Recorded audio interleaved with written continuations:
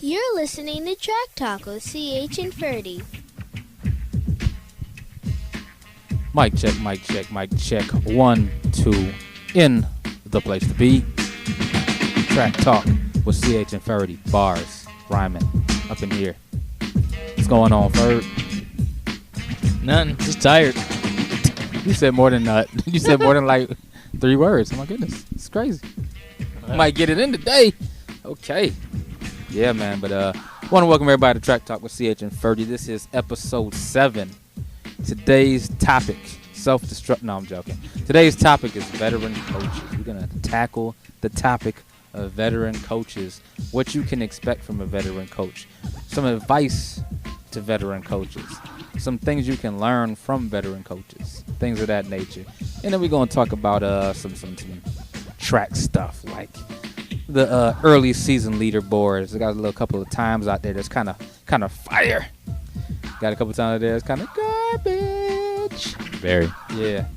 And I want to talk about Diamond League because it's getting close to that time. Even though it doesn't feel like spring, it is spring, which means Diamond League is right around the corner, and that's when I get excited, especially when it's a year. It's not an Olympic year, and it is not a World Championship year, if I'm not mistaken. You're correct. Because it's an even year, so. If I'm not mistaken, World Championships are always odd years, right? Yes. Yeah. Every 2 odd years or something like that. I think that's what it is. Every 2 odd years. So every other year you get a World Championship, and obviously the Olympics fall in an even year.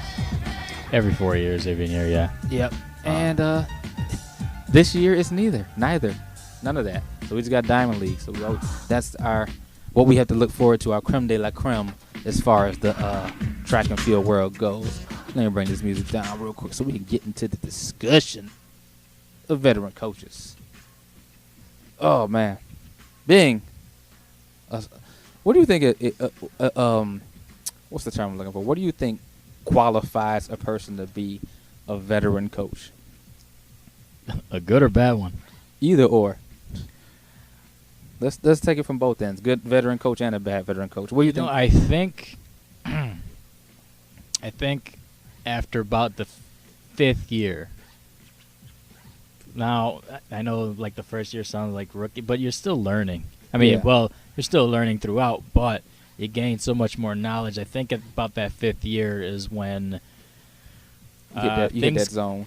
Yeah, things become a little bit smoother. You know what to expect. You see certain patterns in anything, athletes, or how track meets go, or if you're a head coach, how to maneuver all the administrative stuff there. Yeah. So I think at that point, I think you might be able to consider yourself a veteran coach. I think it goes a lot from putting together workouts. It starts to go away from that and more to managing people, so to speak, in my opinion.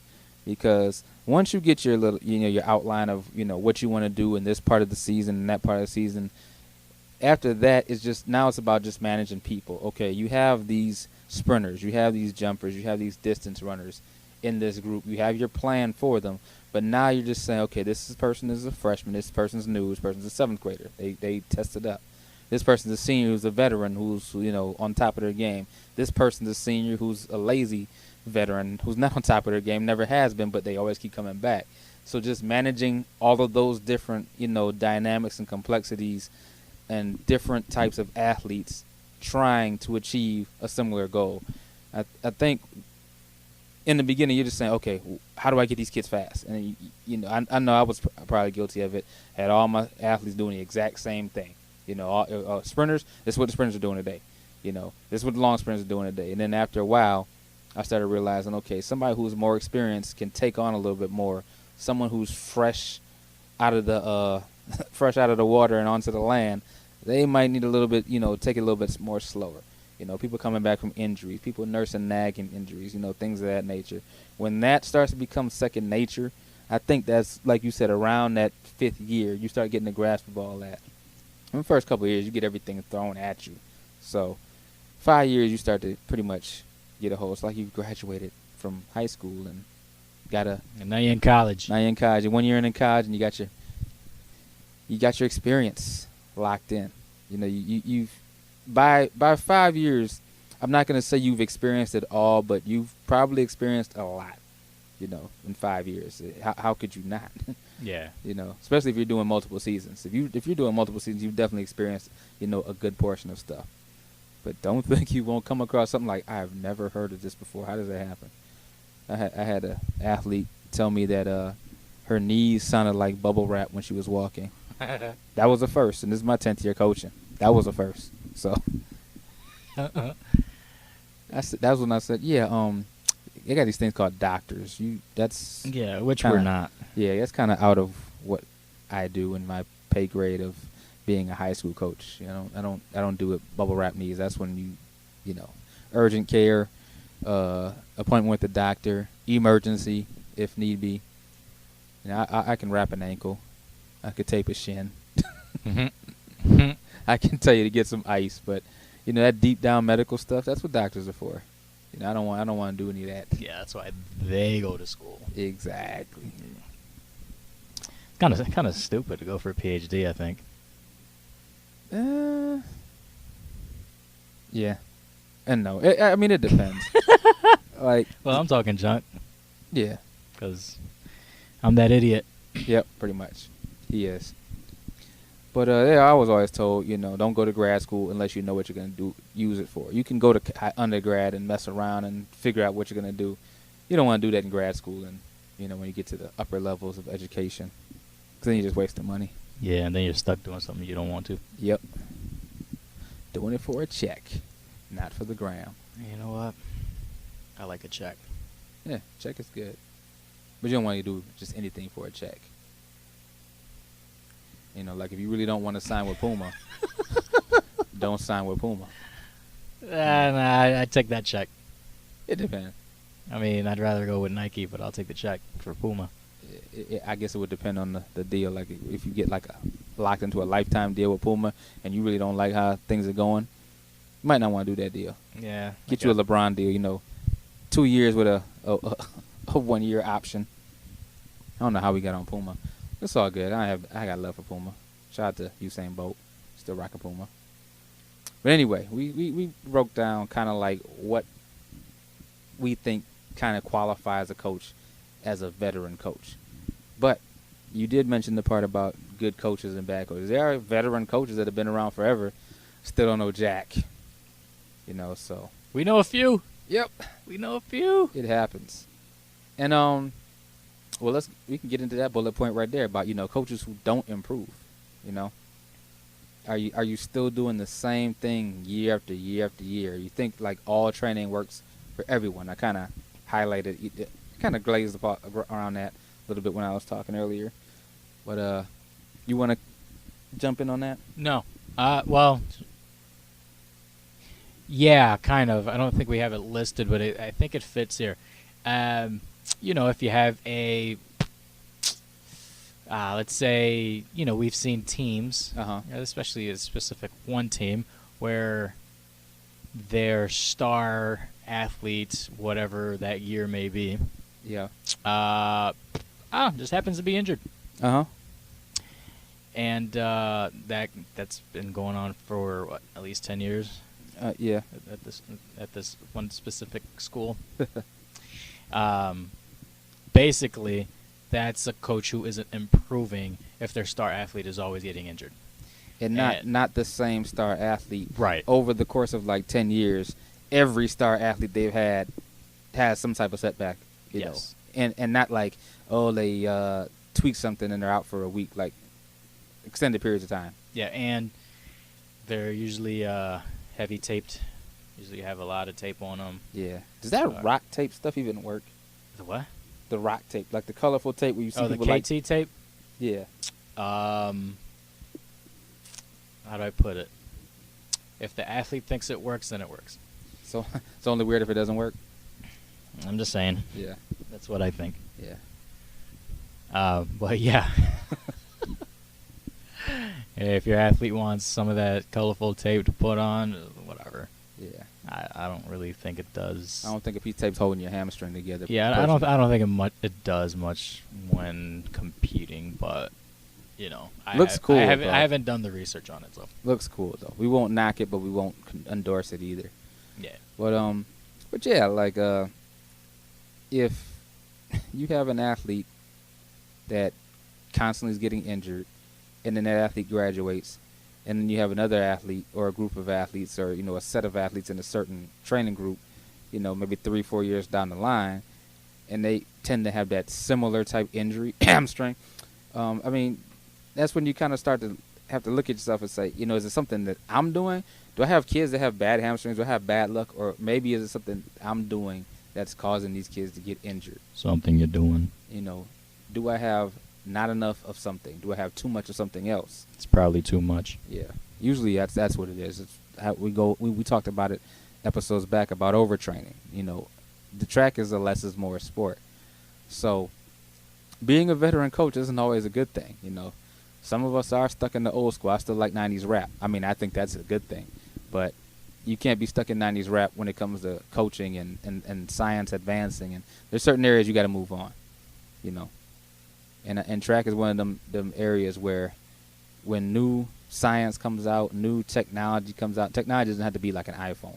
Technology could be just like a different scientific way of training somebody. There's new science that comes out all the time. There's when people are dieting, there's like, okay, this year we're not going to eat any carbs. They had the Atkins diet. This year we're going to eat a lot of protein. Science keeps advancing. The people keep researching the human body to figure out what's going to make us live longer, what's going to make us healthier, what's going to make us faster, stronger without steroids. So when those things come about and they're beneficial, we should be looking to try and incorporate those into our program. And when you have people having the repetitive cycle of injuries to star athletes, they're probably not changing much. That's what it's been referred to as the cookie cutter workouts. Sure. Where you're just taking the same thing over and over and over. Care to elaborate on that? I don't know. No.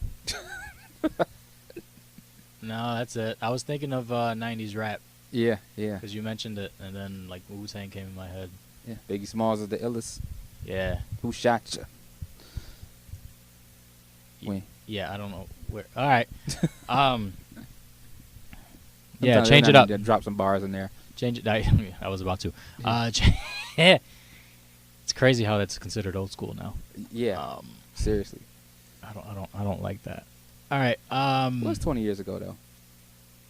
Doesn't feel like it. It doesn't, because it's still doesn't feel good like music. I mean, even people in the 90s are still recording. Jay-Z, Nas, Busta. Yeah.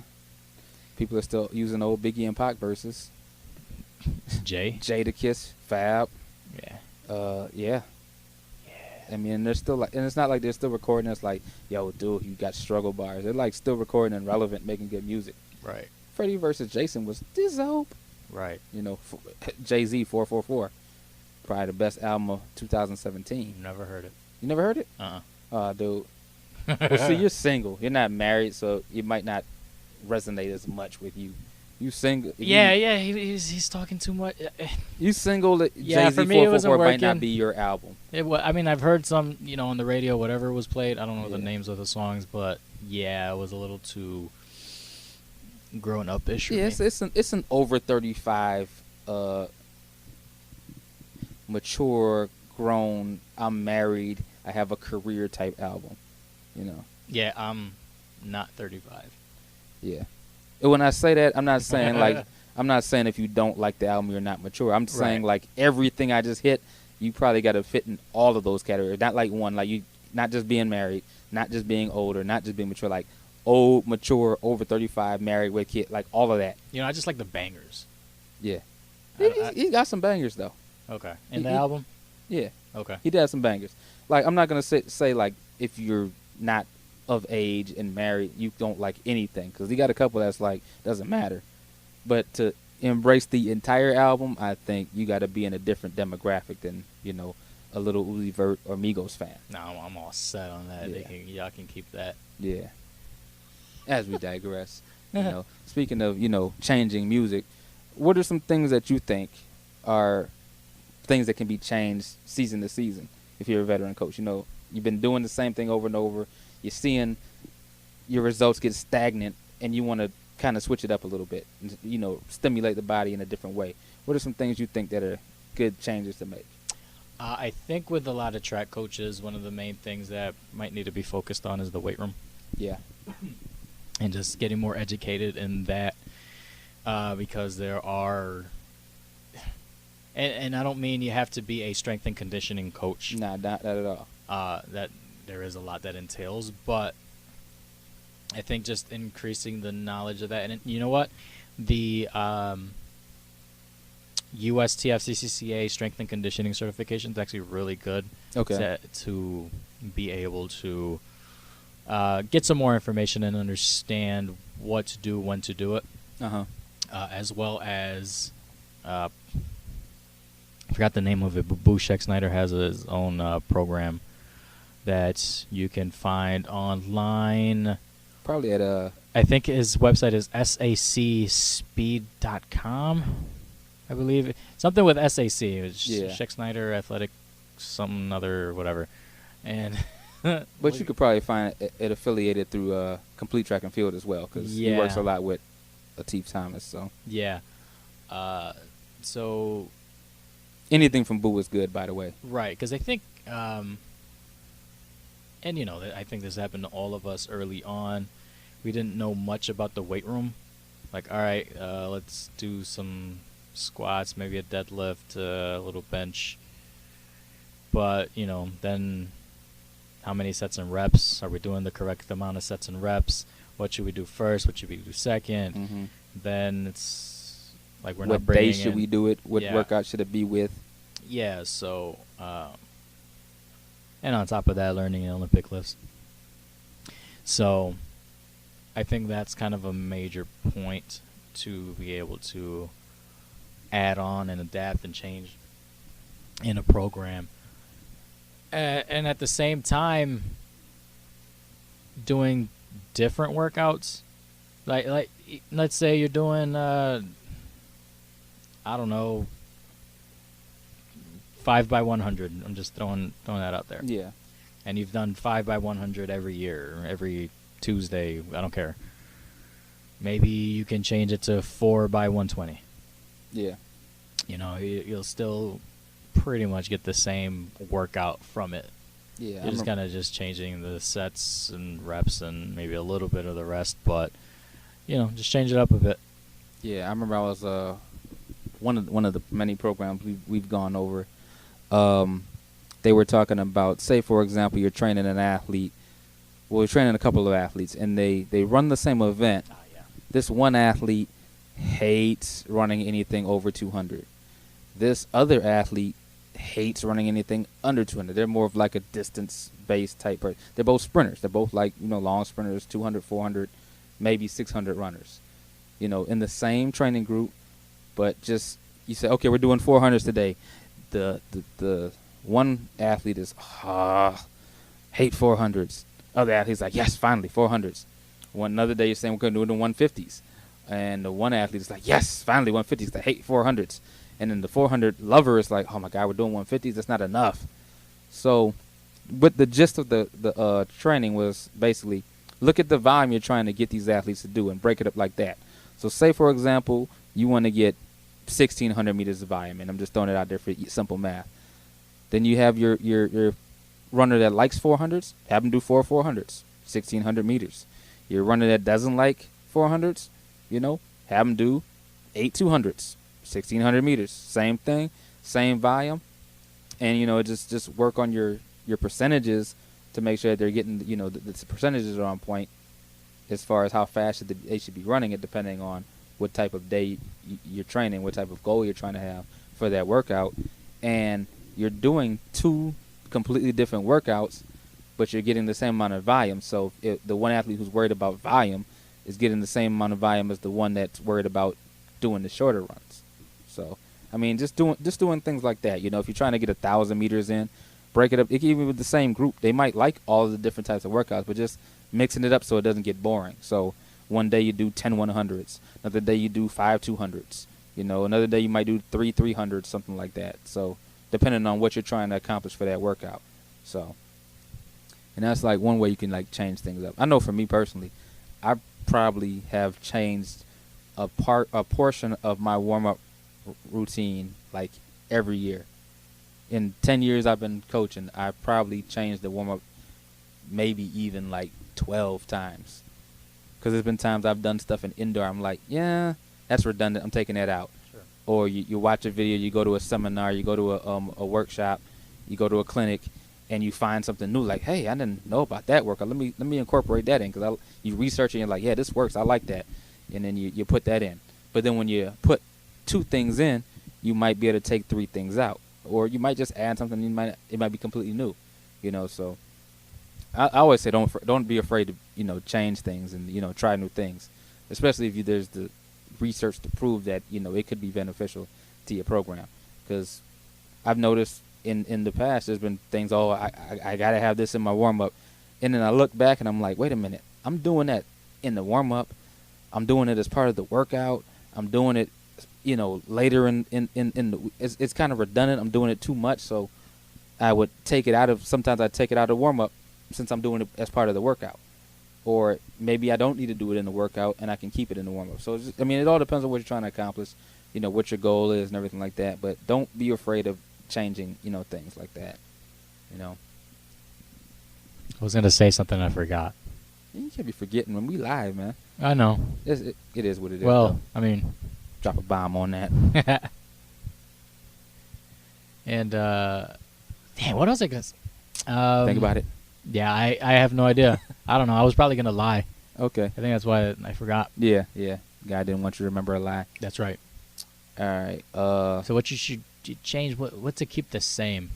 I think I was thinking of that. Yeah. So what should you keep the same each season?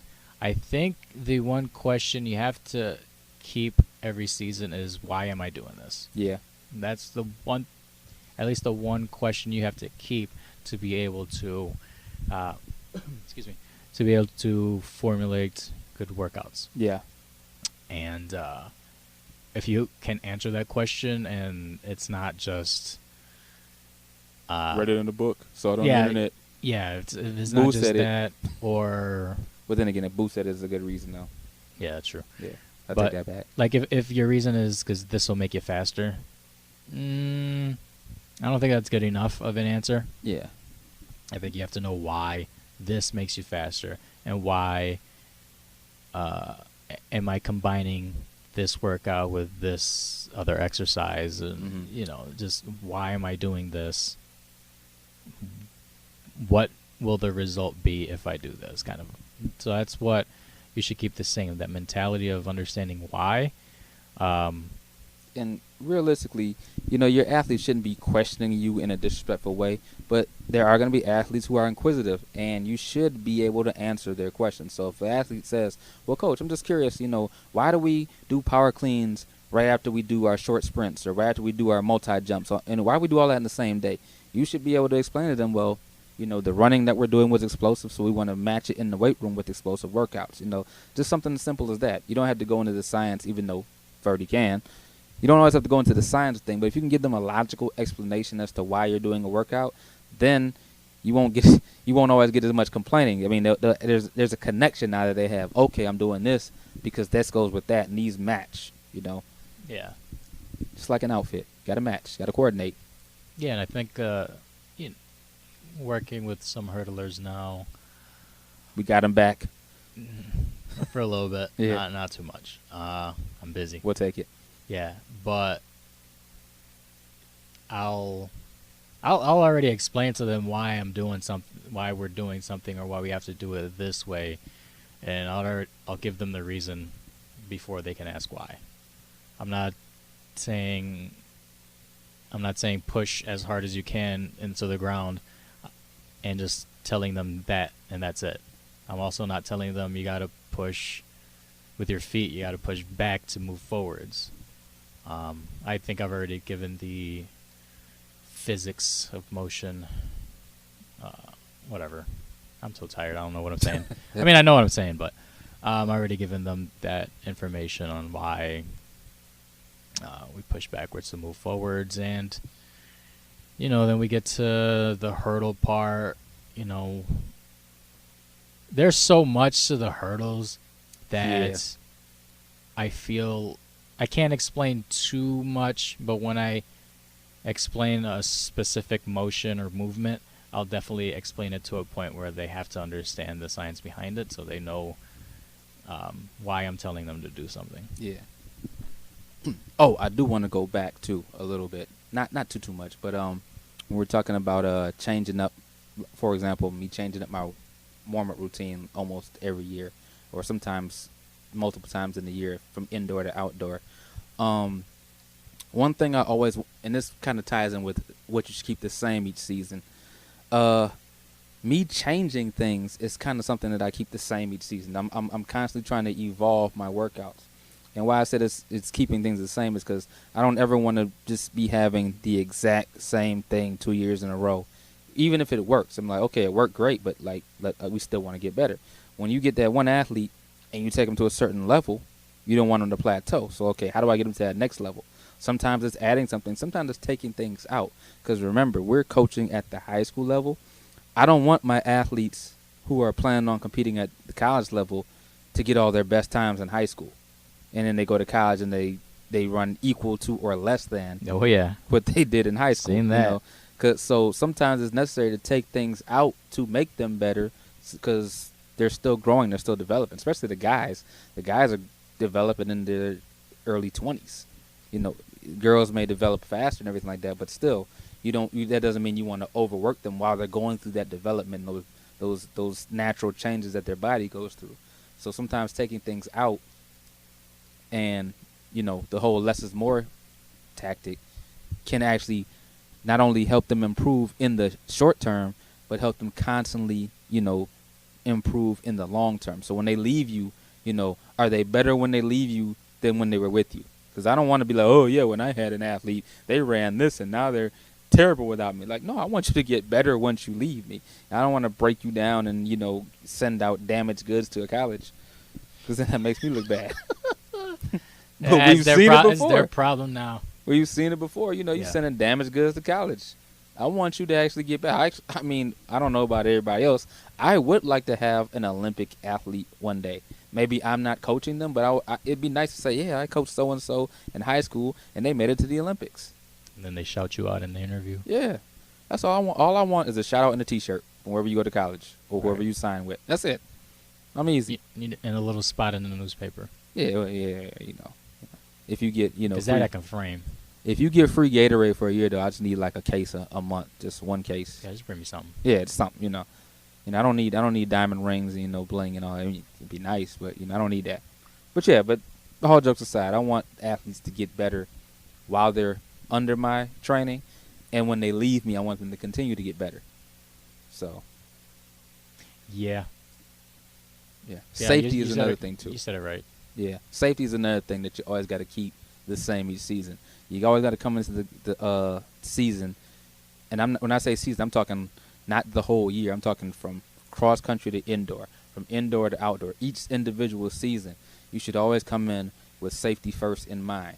So you might have an athlete who had a great indoor season, but did they have a great indoor season and they did a lot and they might need to scale it back a little bit? Did they have a great indoor season where, okay, they didn't overwork themselves, but maybe they need to work on a certain technique that could possibly injure them if they continue to have this bad technique going into the outdoor season? It could be something like running form. It could be something that is what seems minor, but improper form in a lift. Now, granted, they might not be lifting a lot of weight, but if you, over the course of time, if you're using bad form, lifting, it can have a long-term negative effect. So, keeping safety first is definitely something that I always like to keep every year. First and foremost, safety first.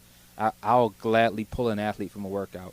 I had to tell an athlete the other day, I said, if you're doing this workout, because she actually just came back off of a stress fracture. So I kind of got her on a watered-down workout. I'm like, if you're doing this drill and at any part you feel like uncomfortable, any type of pain, stop. And when I say stop, I don't mean finish that rep and then stop. I mean stop right as soon as it hurts, because sometimes athletes like, no, I gotta finish this one. I just gotta finish the rep. I gotta finish the set. Like, no, if it hurts that bad, stop that immediate moment. You know. Thoughts, sir? You're right. Man of many words. He's back. Yeah. I was just going to add, like, I think you've also seen me, like, in the weight room. I'm very attentive Yeah. in there and correcting a lot of people Mm-hmm. For just certain things, especially females, because just the female body, they have a tendency to, how do I say this, bring their knees together, or they come closer together. Does that make sense? Like, let's say if their feet are shoulder width apart, their knees will, if their feet stays in that same position, their knees will come in, which with lifting, that could be a serious cause for injury around the knees. And it's actually especially like squatting or power cleaning. Yeah, it's what's called the Q angle, and it just deals with the angle in which the femur is. Anyways, You don't believe him? Google it. yeah, just look up Q angle, and so it's actually a reason why like girls in soccer or something, soccer have like a higher probability of having an ACL injury. That and turf. Yeah, and they're just things that need to be looked at and corrected while in the weight room. I've also seen videos online where, girls can lift heavy. They can lift heavy, but you also see that what we call is valgus collapse, where their knees come in, especially when they're coming upwards in a lift, which is scary to me just because I know what the ramifications can be from that. Yeah. Actually, another thing I wanted to add with keeping things the same each season is talk to other coaches. Oh, yeah, definitely. If anyone wants to come to me for advice or, workout ideas or why I do something, I don't have that big of an ego where I don't share. Yeah. I have an ego when it comes to the track itself and the athletes and out coaching other people. That's what I do. That's what I have an ego on. But I have Every coach has an ego. Yeah, every coach has one. But like, I'll gladly help anyone out that. No ego in education. Yeah, that isn't a jerk though. Like, I'm not helping anyone from Batavia. Nah, son. They can stay over there. Got respect, but nah, we ain't helping. Yeah, so We trying to beat y'all. yeah, Rush, I can have that. Nah, son. You don't need none of Much respect, but nah, son. Yeah, you we ain't trying to beat y'all. Yeah, you ain't getting none of this. This. Sorry, Sammy and CC. Much love, respect, but we trying to beat y'all. Yeah. So. Shout out to Lene, but we trying to beat y'all. Yeah. Yeah. We just. Hey, we competitive. Yeah. Our school need. Yeah. Holler at us in the summer. Come join our track club. Rochester Run Rebels. But if it's in season, the school season, nah, son. Yeah. We trying to beat y'all. That's how it goes. That's how we get down. Yeah. But there's definitely the education part of it. So if you're not continuously learning, and that's one, talking to other coaches. Maybe there are coaches in your league. Maybe there are coaches that you've probably met at a conference or Clinic. a convention, i.e. USATF or USTF-CCCA. There's a lot of information to be gained from there. Yeah. And hey, Twitter's not just for posting pictures and being ratchet. I mean, there's coaches that post workouts on Twitter. There's coaches that post different, things on Twitter. There's coaches that, have continuous dialogue on Twitter, Facebook, Instagram, things like that. And they'll post workouts. Email. Did you say that? Huh? They'll post workouts. Yeah, post workouts. Yeah.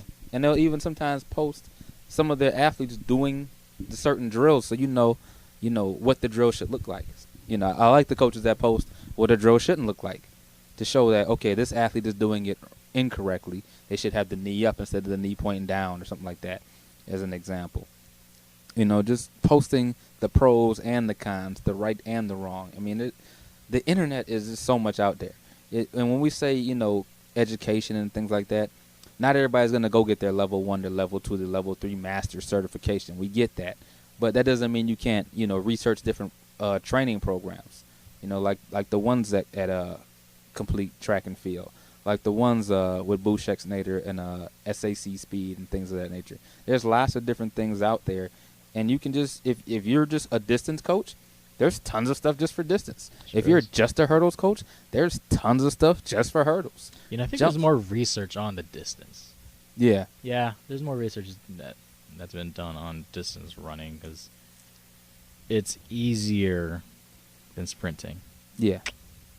Let that sink in. Here's how I know. It's easier. Yep. When people are out working out, like just let's say the normal person, Yeah. they're not sprinting. Nope.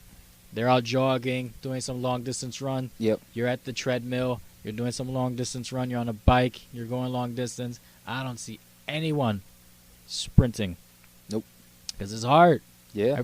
I know it's hard. Even sprint coaches will go out on jogs. Yeah. I've never seen a sprint coach actually sprint to work out. Because I'll tell you like this. I sprint all the time when I'm giving demos. And I tell my team, like, look, y'all not getting another demo for like a week because I feel like I tore everything in my back. It's hard on the body. It takes a lot of force, application. You're applying a lot of force to the ground. You may not be tired after you run a 30, a 40, or a 50, but your joints, your tendons, your muscles, they're getting the most stress and force application when they're running a short distance. I go out and jog a mile right now. I'll be hurting afterwards, but not as much as I would if I run 100 right now. Body feel like it's like falling apart. Yeah, and actually you reminded me of something. The amount of force you're putting on. Your muscles can do a lot more than you think. And this is an advice for coaches. An athlete may be able to do more than what they're lifting, let's say. Yeah. The problem is your ligaments and your tendons aren't growing at the same pace as muscles do, or the strain that you're putting on those ligaments and tendons from that, let's say, strong weightlifting may be detrimental. So you want your athletes to start out with a lower weight. Yeah.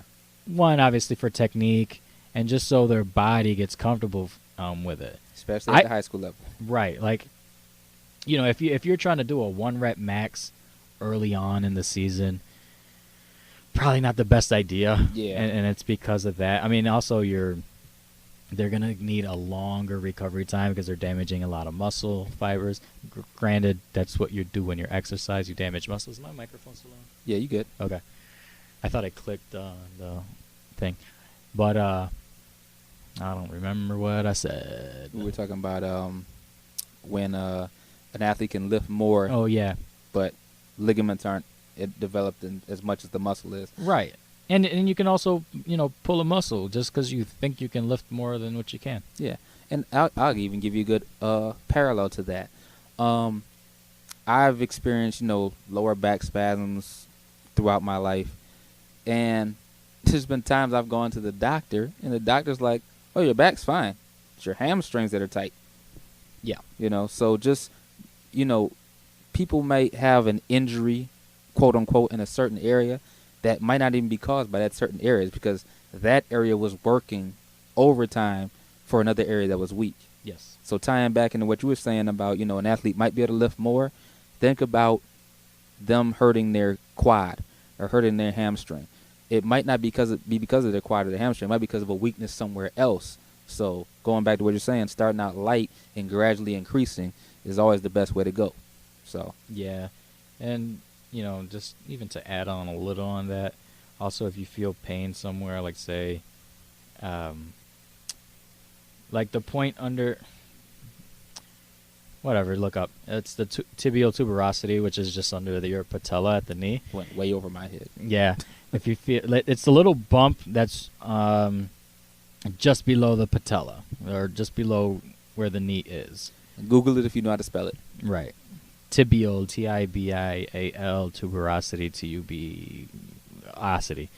And so, like, if there's pain there, I think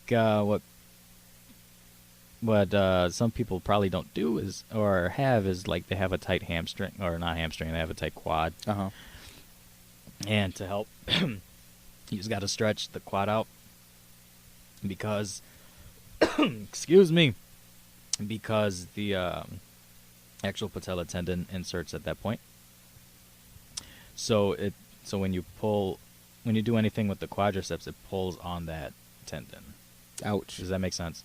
Yeah. I mean, it's just normal Mm-hmm. when you do it, but When you're overworking it, though. but ouch. also since the tendon is attached there, then the tendon can pull at the bone itself. Does that make sense? Yeah. So, just things like that. There might be pain somewhere, but you probably just have to look a little bit upstream and figure out what to,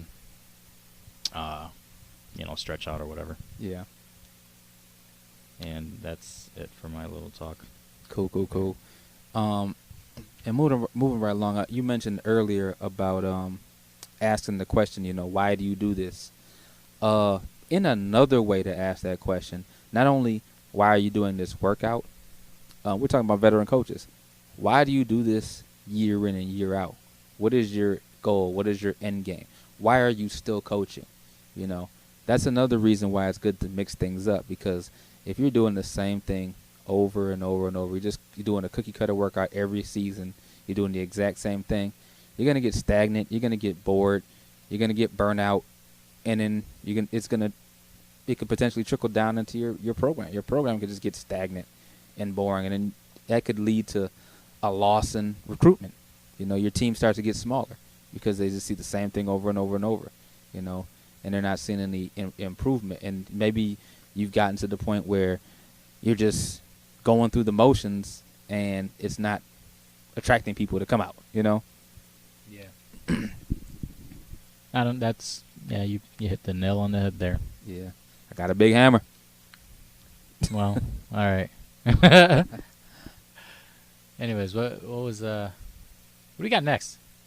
Well, I was saying at the time, how do you keep things fresh? That kind of goes back to what we're saying about changing things up. You gotta take a shower. Yeah. Irish Spring. Yeah, wash yourself a little bit. You know what? You tell your athletes. You have to tell your athletes you gotta take a shower. You can't just be stanking in practice. Maybe some people have just a little body odor throughout the day. I remember my past teams, they've had and it was hard because, me being a male coaching females, there's certain things you can't say. But luckily I had some once again, going back to the veteran athletes, using them as an extension of yourself. They would have that conversation with the females on the team, the deodorant talk. Sometimes it's needed. Hey, you might want to start bringing that deodorant to practice and hitting it up before you start, just so that, especially indoor, you're not lighting up the hallway. Mm-hmm. Sometimes them hallways get small. And when somebody lighting it up, it's even smaller. So, having those veteran athletes to be an extension of you, to have those conversations you can't have because it might come off inappropriate, even though you mean well. I mean, let's be honest. You can't just go up to a female athlete like, hey, girl, you stink. Get some deodorant. Yeah. Her teammate can, though. Sure can. Yeah, so. You can always smell the football team. Oh, my God. You can know where they've been. Oh, my goodness. That is the worst. When you have to have an indoor practice during cross-country season, and the football locker room, you smell it down the hall. It's just musty. And we got 100-meter hallways, dude. You know what's crazy?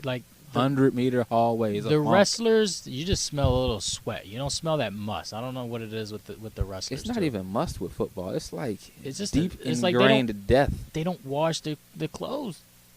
Whatever Whatever is under, whatever. The rain. I remember one year I was coaching JV football. This is about maybe 6-7 years ago. Maybe a little longer.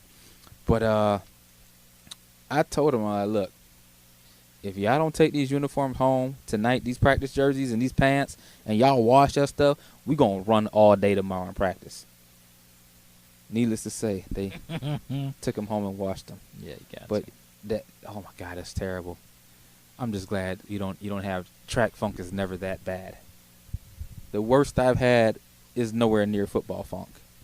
So that's a good thing. That's something that can keep you going as a track coach, knowing that you don't have to worry about football funk. Yeah, not too bad. Yeah.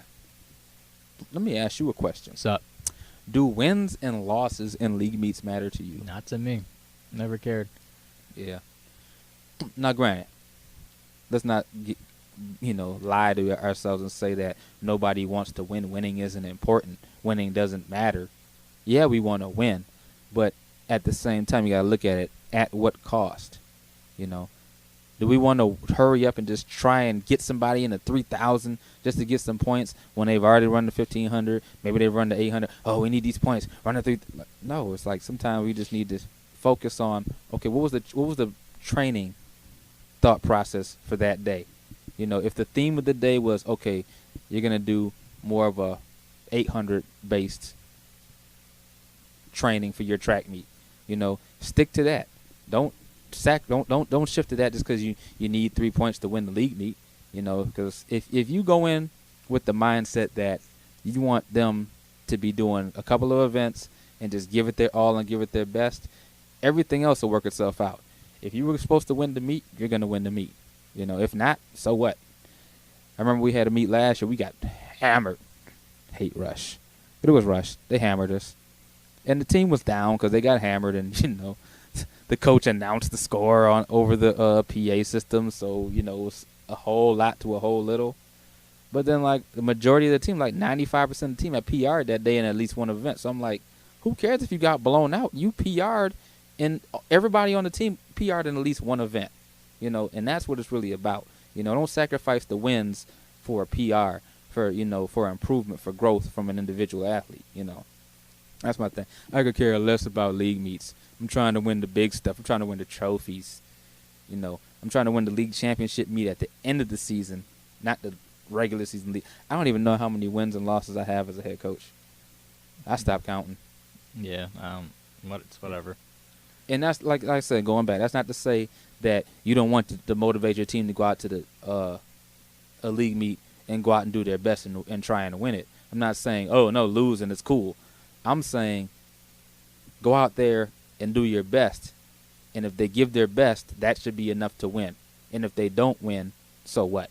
If they gave their best, it's like even college, like their goal is the championship season. Yeah. Do they even score like college meets? They score like some invites, right? Maybe. Yeah.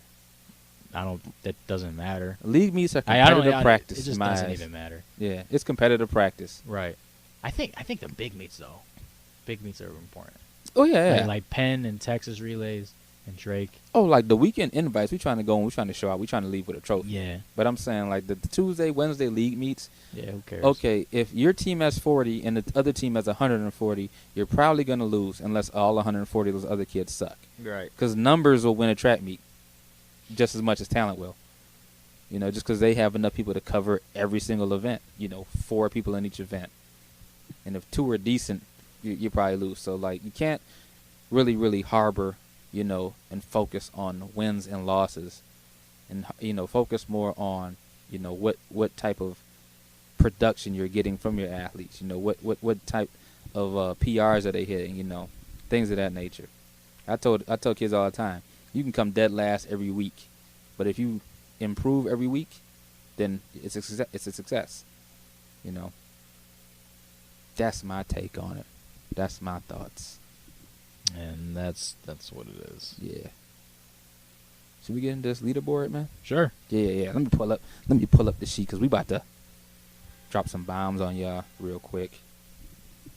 This is April 9th today, so we're looking at leaderboard from today, so it might change whenever you listen to it. Yeah. Do we want to go men or women first? We already got the men up, huh? Yeah, I got the men up. So I'm just going to, shout out some stuff that I see, first. And you feel free to jump in whenever. But Michael Norman going 20.06 on April 5th is kind of gangster. He won the 400 indoor. Yeah. D1. 20.06 on April 5th. Mind you, I mean, granted, he's in college. You know what's crazy is probably we also think that because Well, I mean, if you look, he goes to USC, University of South Cali. Yeah. It was snowing here April 5th. Yeah. That's probably why we're probably a little more surprised. It was snowing that here happened. yesterday on April 8th. Yeah. And this dude's gone 20.06 already. Yeah, they're in sunny He's a sophomore. Sunny Cali, so Southern Cal. Well, yeah, I mean, look at it. The number one 100-meter runners from Sam Houston. Texas. Number one 400 runners from TCU. Texas. I don't know where Humboldt State is. Don't care. It's a 600. Doesn't matter. Yeah. Number one 800, Texas Tech. Texas. I don't know where St. Leo is. Neither do I. And it's 1500 1,000, so who cares? 1500 is Oregon. Go figure. Yeah, The mile, UTEP. Bunch of cheaters bunch of cheaters in Oregon. I'm just saying. mm. All right, Get UTEP. those spices. UTEP. Spicy with the Texas. Oregon Ducks. Yeah. But, let's look at that 110-meter hurdle time by the indoor national record holder. Yeah, Grant Holloway. Grant Holloway's a beast. And wait, Florida. 13:45. I don't care if it's Florida. It was March 29th. Yeah. It wasn't even. It was like a week in the spring, and he's already gone 13:45. Yeah. That's beastly. Yeah. 49.61 in the 400 hurdles for Khalifa Rosser. Cal State, Los Angeles. Yeah, L.A. holding it down. West Coast. Let's see, 3,000 steeplechase, Boise State. Okay. Yeah. Okay. Representing. That's interesting. Hey. Ho. LSU went 38.84. March 23rd. What is that? What is that? March 23rd. Oh, LSU's always been good in the sprints. Yep. They have a 4x110 yard. Yeah, we're not. That's not even. We don't care about that. That doesn't even. Nope. That must have been Yeah, like a just specialty meet. Scratch that out. Houston went for, but I don't really care about Houston. Yeah. Florida said USC, what's up? Because they went 301 in the 4x4, March 29th. I think USC will say, all right. Yeah, I'm looking. I'm interested to see what And Texas A&M. Yeah.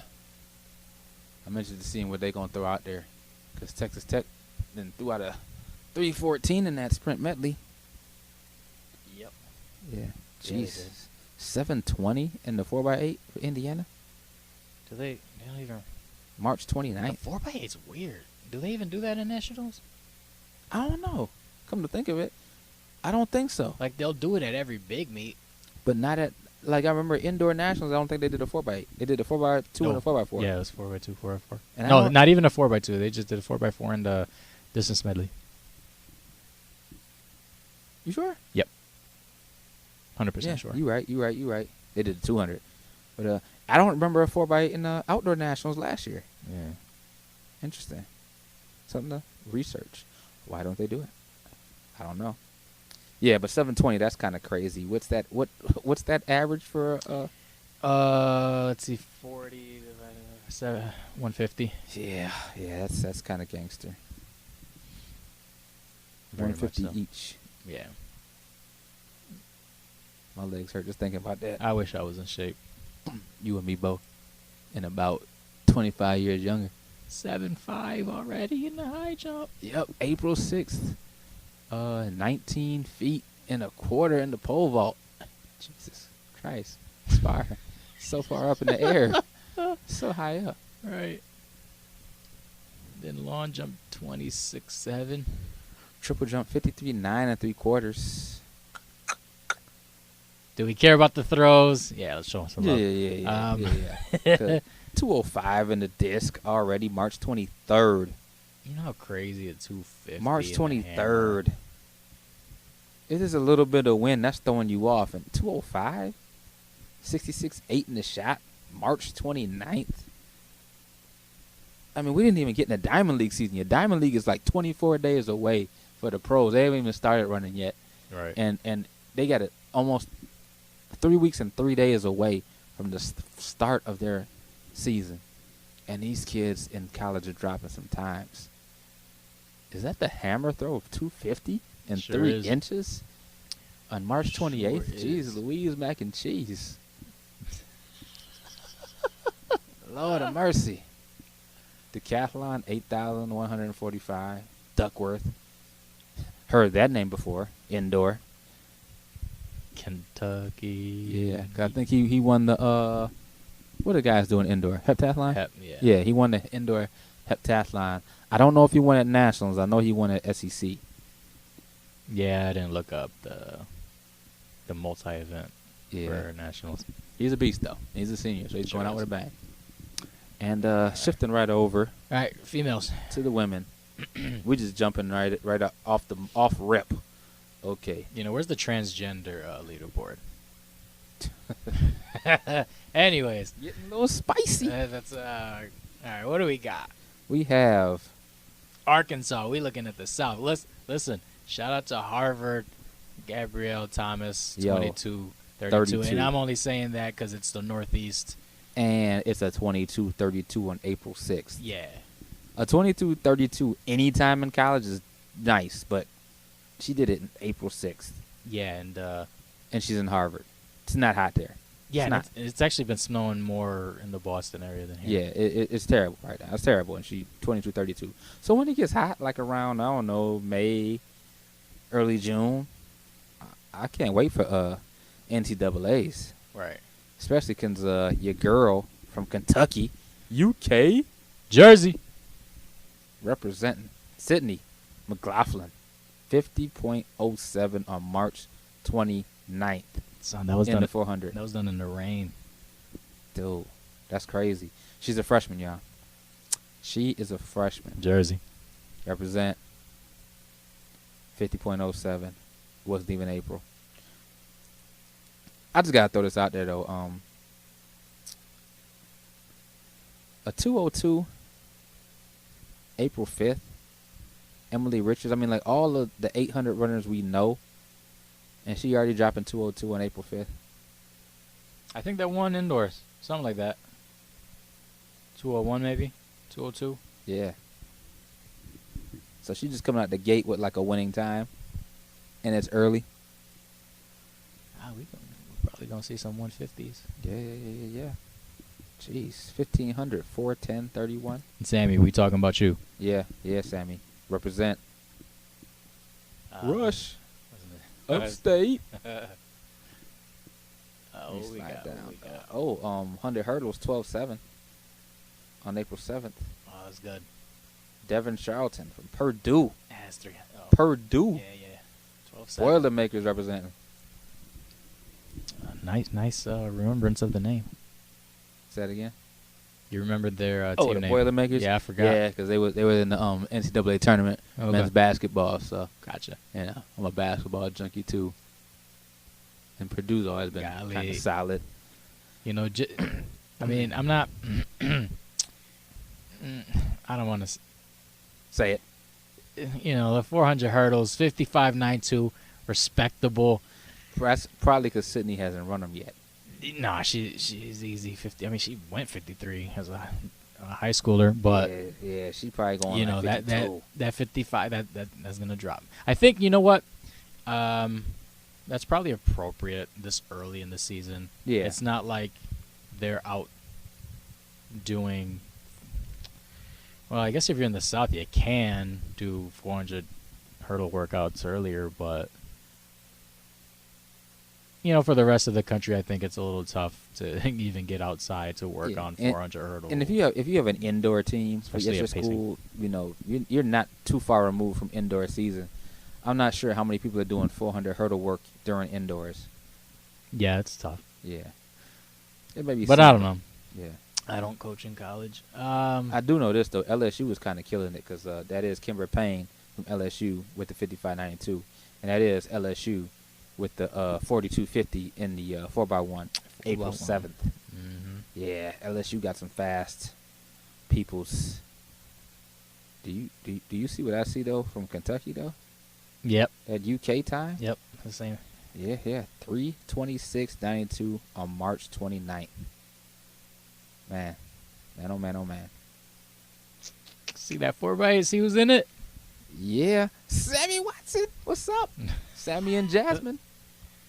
Was good at Texas A&M. Yeah. 29. .2 on March 28th. Yeah, I don't even want to think the splits, but that's it's definitely good. But Let's 230, Nah, it's like 207 a little bit yeah, each. 207 and change. Yeah. Yeah. All right, what do you got? What's this high jump? 6'1". I want to jump 6'1". Texas Tech, Zaria Willis. Respect if I apologize if I messed that name up, but yeah, you the real MVP. 6'1" and a quarter on April 5th. She's a junior. This is crazy though.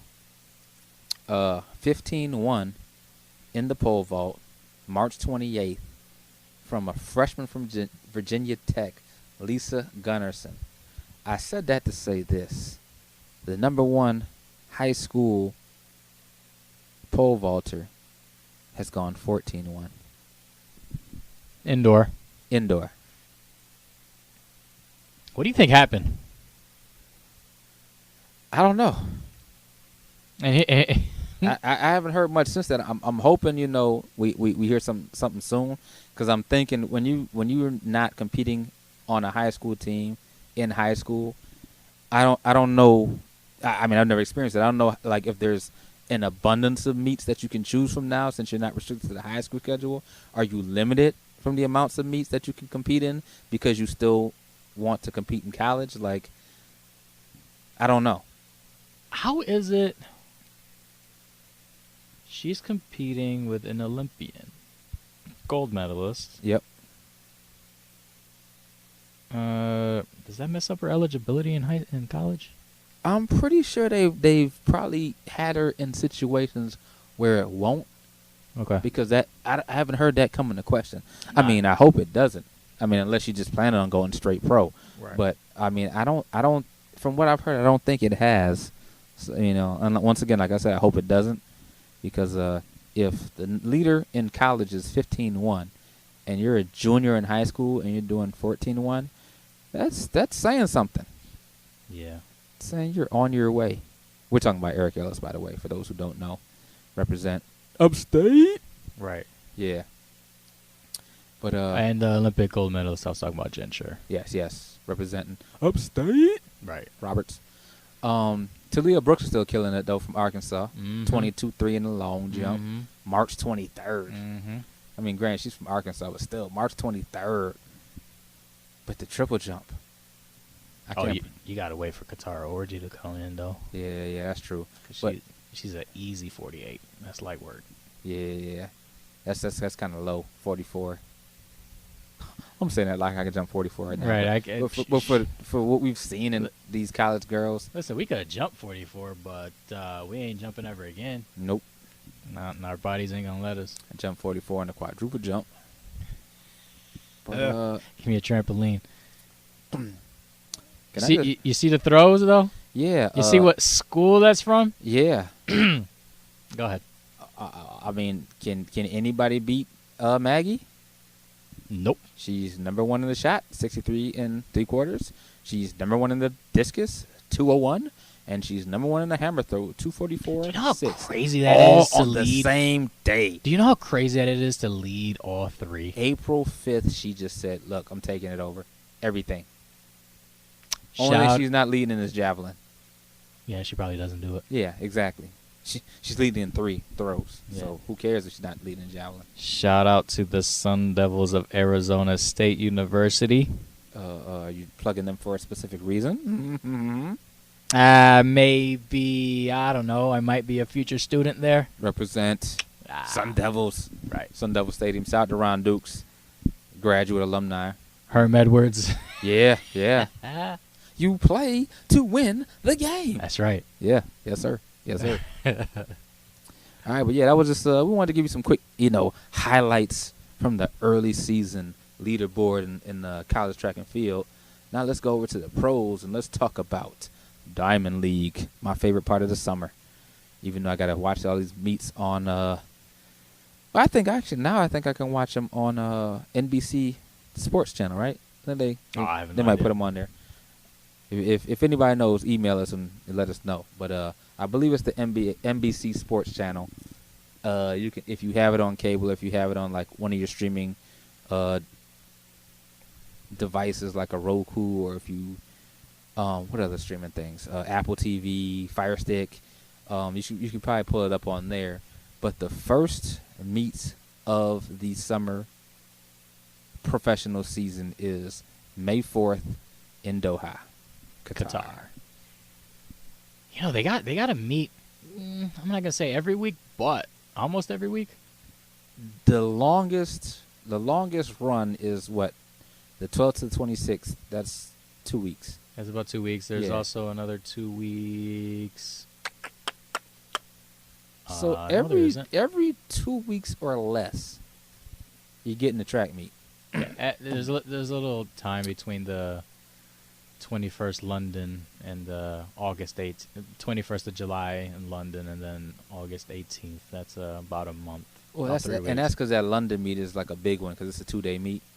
Yeah. Why is it? I don't know. I Right. think it usually is a 2-day meet though. Okay. Yeah, but all these. So the second meet, Shanghai. That's May 12th. Yep. Eugene, Oregon. I mean, May there's 26th. 4 in May. You got Yeah, and then Rome, Rome, Italy. May 31st. And of course, the pros, they choose which one they go to. They don't go to all of them. Yeah. But I think they'll be a little more competitive. Like you said that there aren't any world championships, Yeah, so And these there's- are basically the world and championships. there's money to be made Yes. at this Diamond League. So I think it'll be more competitive. Yeah. So there'll probably be more athletes at more events. But like that June 7th and the June 10th meet, one's in Oslo, Norway, the other's in Stockholm, Sweden. I think athletes are going to choose one or the other. Yeah. You probably will not see anybody at both of those. Yeah. Unless, what's his face? He ran for Oregon. Edward Cheserek. Okay. Yeah, he likes, I don't know. He's crazy. He likes that back-to-back nonsense. But, if he can do it, go for it. Golly, he might be making... Like Monaco and London, you more than likely will not see people because that's like Monaco's on the Absolutely 20th. London is 21st and 22nd. So And that's- I'm going to say more Americans are going to London because they speak English. Yep. You're welcome. And, yeah, so it's So actually this- a nice Yeah, you lineup have, of meets. Yeah, 4 in May. You have 3 in June, but they're kind of like, except for that 120. That's a 20-day gap from the 10th to the 30th. You get Stockholm is the 10th, and then Paris is the 30th. But I'm thinking with that much time off, there may be a lot of people at Paris. Yeah. Yep. Yeah. So then The you have Switzerland one's weird. I mean, the Lausanne, Switzerland one is, I'm not going to say weird. It's just July 5th, yeah, and I think... day after the 4th of July. Yeah, that's, I don't know if they'll be out there. Yeah. Maybe. Actually, yeah, they probably will. Yeah, but there's 4 meets in July, and then there's 3 in August to wrap up, the summer season. And the last 2 in August are a day apart. So you have Birmingham, which is usually a big meet in Great Britain. That's the 18th. Then you have Zurich, Switzerland on the 30th. Bless you. Thank you. And then rounded out on the August 31st, the last day of the month, Brussels, Belgium. And like you were saying, you're not going to see people like doing the 100 and the 200. You might see somebody come out and do the 200 this meet. The next meet they'll do the 100. A couple meets later they might do the 200 again. So And it probably depends too if they're number one in the world in the 100, they'll probably do it every meet they do it just Mhm. because there's money to be made if Yeah. they win. So I think that's more prevalent like the hurdles. yeah. If you're a 400 hurdler, that's what you're gonna do. And I think with this not being a championship year or an Olympic year, and with the format that you don't see people doing like the 100 and the 200 in the same meet, I think we might see, for the people who are like in good shape and good health, we're going to see some monster times this year because it's not like they're saving themselves for a big meet. These are the big meets, you know what I mean? Sometimes in these off years they do have some really good times. Yeah. I want to say the first 100 that Usain Bolt ran when he ran 9.72, which was a world record. Then it was in New York City. I want to say that was not a championship year. I think. Yeah. I'm not sure. I just remember seeing it on TV. It was raining. Think of it, New York City's not on the Diamond League schedule this year. Yeah, because New York City's garbage. Yeah, I have seen it usually be raining in New York City. No, I just mean the whole city. He said it. You know, like if you can make it there, you can make it anywhere. Not Doubt true it anymore. Doubt it. Listen, you just don't want to live there. It's It's also not. different than what it used to be. And we had the internet now, so you can make it anywhere. That's Yeah, why Russell Westbrook's still in Oklahoma City. right. That's why Arkansas is one of the top colleges in track and field. Yeah, who goes to Arkansas? CC and Ruben. Like, who even thinks about Arkansas? There's nothing there.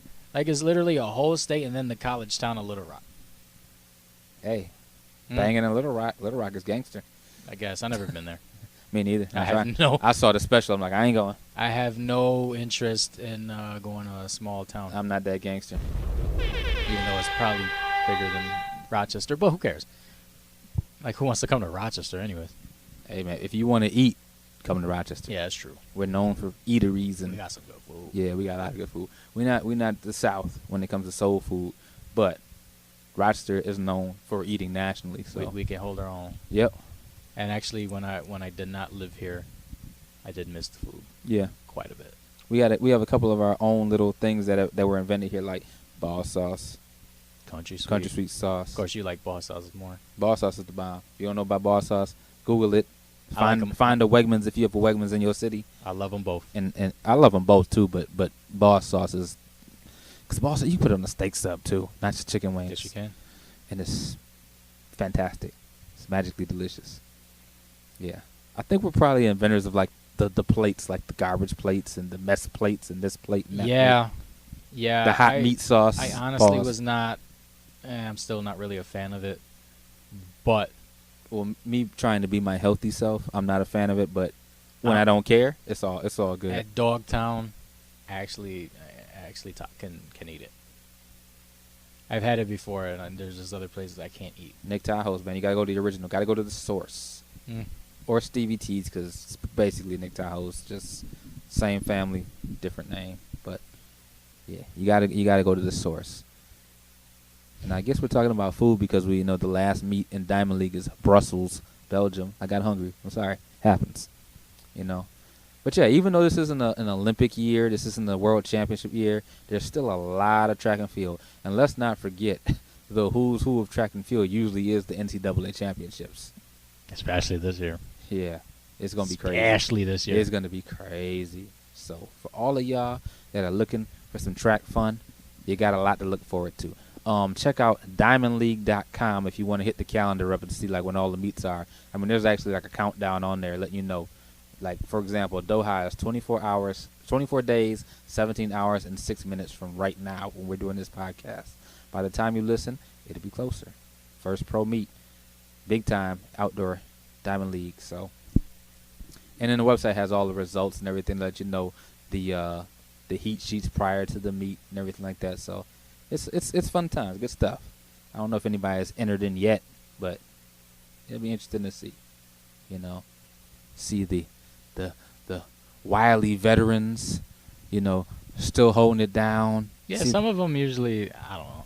I think they also Allison might be Phillips. some last minute. I think Allison Phillips is gonna like run forever. Oh yeah, I forgot. She hasn't retired yet, has she? Nope. I think she's just like run forever. But then you got Yeah, like she the needs to- youngins. She needs to retire. Yeah, There's that music come. Oh yeah. yeah. That's that IAAF music. Yeah, we don't need that. Yeah, we don't. It's not Nah, important. Nah, we're not getting much there anyways. Yeah. But Let me see if they have anything up yet. I mean, it's still early. It's like listen, a little less than a month away. But they had the program up. I want to see if they have anybody entered, and I'm not No. seeing any hyperlinks, so we just had the order of events. But it's all good. It's okay. It's fantastic. It's gonna be good. And actually, and this is another thing too. When you talk about the Diamond League, there's a reason why you won't see somebody run every event. So good example, the Doha meet. They have the 100 meter for women, But then they had the 200 meter for men, and the 400 meter for men, and the 800 meter for men. So seems like all the sprints except for the 100 meter are for the men, and then on the next meet it'll be probably flip flop. So it'll be majority sprints for the women, and then the majority of the distance for the men. So that's why you won't see a lot of people, at back-to-back meets because of the events that are offered there. So, but like I said, it kind of keeps the athletes fresh. If I only got to come and run 100 and just give you my all in that 100, the likelihood you might see a real nice time get popped out. So I can't wait. Yeah. Yeah. I have to get going. Yeah, I think we covered everything, though. Yeah. Broke it down. Veteran coaches, what you can expect, what you should look for. How can you keep your athletes safe? How can you keep things fresh? How can you just keep it interesting to you, and so that you want to come back every year and look forward to it just as much as you do years past. And then we hit you with the leaderboard, let you know what's going on early in the season. It's not even April 10th yet, and we got some crazy times out there. And then we got Diamond League coming. So even though you might be winding down from whatever, there's a lot of track left. So that being said, we about to raise up out of here. Hit you with the horns. Anything you want to add? Nope. Drop a bomb on it. Track Talk, CH and Ferdy, we out of here. Whoa. The YouTube, Instagram. Oh, yeah. Yeah, I gotta know. Plugs, I gotta plug. Hit us up. If you're watching on YouTube right now, please click the red button at the bottom and subscribe. Okay? You gotta subscribe. Tell a friend to tell a friend to tell a friend to tell another friend that they can subscribe to this and get notifications any and every time we post a new episode. All right? And you can go back and check out our old episodes if you subscribe, because then you can it shows up in the window to the left. I forget what it's called. It's your subscriptions. Yeah. Click on us. You can watch everything. Come back and, watch past episodes that you might have missed. Email us if you got anything you want us to talk about. You might have a topic. Hey, y'all talk about this. We'll talk about it. 585tracktalk@gmail.com. The IG is @tracktalkwithus, all one word, all spelled correctly. The Twitter is the same, @tracktalkwithus. What's your Twitter and your IG, Ferd? He is Ferdy. HEISFERDY. Word. That's IG and Twitter. You can hit me on IG at Coach Harris TF. That's all one word, all lowercase, no spaces, no underscores. On Twitter, you can hit me at The Real DJ Rock. That's at The Real DJ ROC, all one word, no underscores, no hyphens, no anything. Hit us up, SoundCloud, iTunes, Google Play Music. We in there. I don't know if I told you this. I was on my other podcast, Rock and Raggedy Show. We were talking about iHeart Radio. I think I heard iHeart Media filed bankruptcy. So we're going to look into adding on to iHeart, because I got to see what's going on with them. Oh, I thought you were talking about buying it. No. Okay. Talking about them being bought out. You never know what happens in That's true. media nowadays. But hit us up on the email, on the IG, on the Twitter. Download, subscribe, iTunes, SoundCloud, Google Play Music, YouTube.